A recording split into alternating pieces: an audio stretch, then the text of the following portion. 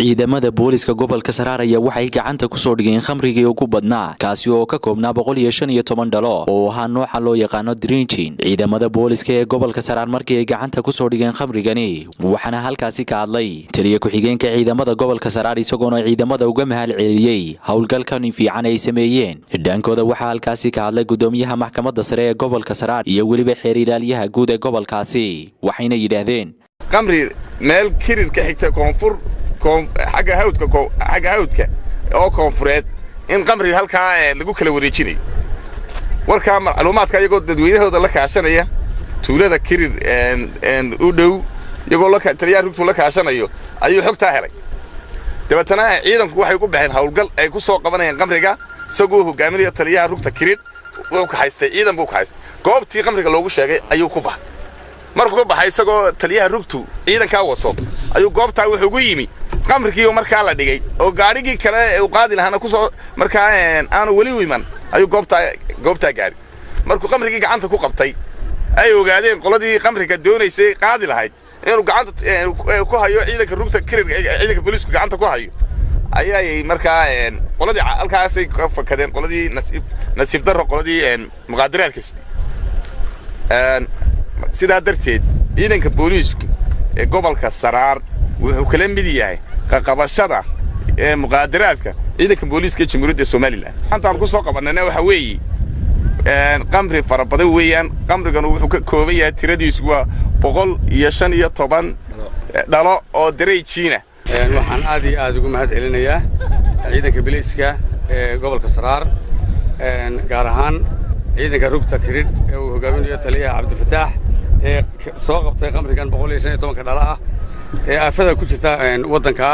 aad ayaan ugu mahad celinaynaa waxaan leenahay garabkiina Allah ha galo inta bilaabay waxaan u mahad celinayaa runtii taliska ciidanka booliska ee gobolka Saraar gaar ahaan rugta kirid taliyaha rugta kirid iyo booliska la shaqeynaya inta aad baan ugu